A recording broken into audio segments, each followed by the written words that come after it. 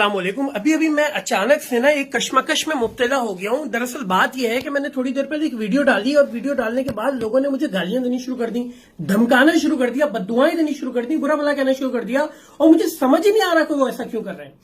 मैंने क्या किया, मैंने कहा हो सकता है कि मैंने अपनी वीडियो के अंदर अब फ्लुएंसी के अंदर जिस तरह मैं अभी तेजी तेजी से बात कर रहा हूं, हो सकता है मैंने कोई स्लिप ऑफ टंग कर दिया हो, ऐसा कुछ कह दिया हो जिससे अल्फाज के माने बदल के कुछ बहुत बुरे मायने निकल गए हो सकता है मैंने किसी की गुस्ताखी कर दी हो। लिहाजा मैंने वीडियो को दोबारा देखा ये समझने के लिए कि मैंने क्या गलत कहा, मुझे समझ नहीं आ रहा। मैंने दोबारा देखा, फिर समझ नहीं आया, मैंने फिर देखा, समझ नहीं आया, 3 बार वीडियो देखी, मुझे समझ नहीं आ रहा मैंने ऐसा क्या कहा। लिहाजा मैंने सोचा कि मैं आप लोगों के सामने अपना मुकदमा रखूं और आप लोगों से पूछूं कि भाई क्यों गालियां दे रहे हो, मैंने किया क्या है। दरअसल बात यह है कि मैंने मौलाना फजल रहमान का एक स्टेटमेंट देखा।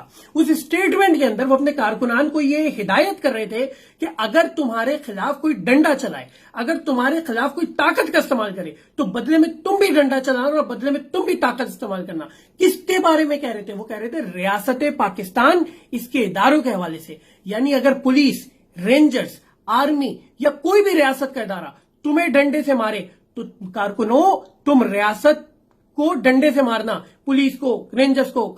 मुझे बड़ा हैरानी हुई इस बयान को सुनने के बाद।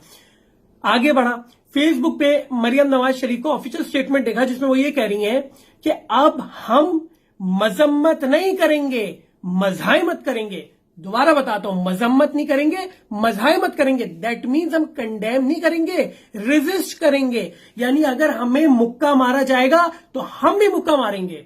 यानी वो भी स्टेट से लड़ने की बात कर रहे हैं, मौलाना साहब भी स्टेट से लड़ने की बात कर रहे हैं। जब मैंने ये 2 चीजें देखी तो मुझे समझ नहीं आया कि अब रियासत जो है वो इनके साथ कैसे निपटेगी।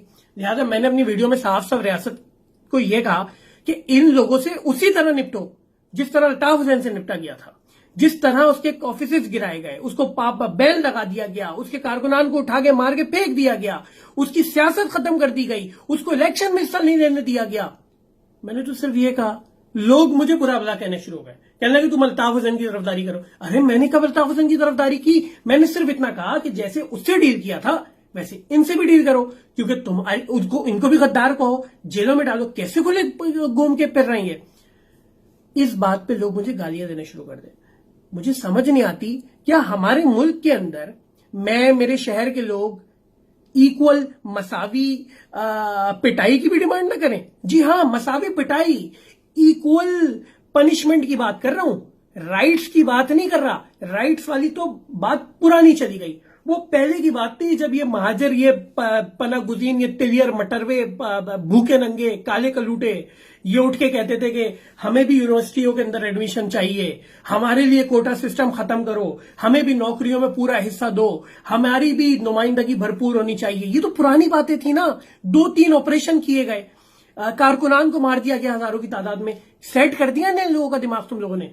तो भैया अब तो हम सिर्फ इतना कह रहे हैं कि जो पिटाई हमारी लगा रहे हो, हुकूक गए, अब कह रहे हैं जो पिटाई हमारी लगा रहे हो भाई दूसरे की भी तो इतनी लगाओ। एमक्यूएम के सारे दफातर बंद कर दिए गए, इनके भी करो।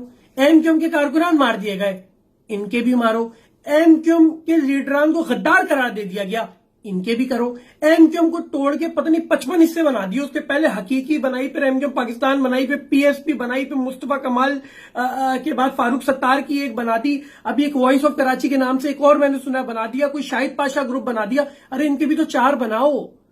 वो नहीं क्लास में बच्चा कहता है मिस मैंने मुझे मारा, इसको भी मारे। हम तो अपने ये जो लोग हैं हम इनसे बड़ी इल्तिजा सिर्फ यही तो कर रहे हैं।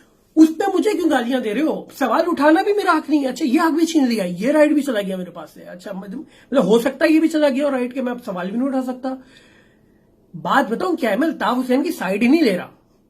अल्ताफ हुसैन को समझो, अल्ताफ हुसैन जो था ना उसके पीछे लोग क्यों गए थे? उसकी शक्ल देख के नहीं गए, उसकी शख्सियत देख के नहीं गए, उसका अंदाज़े खिताबत देख के नहीं गए।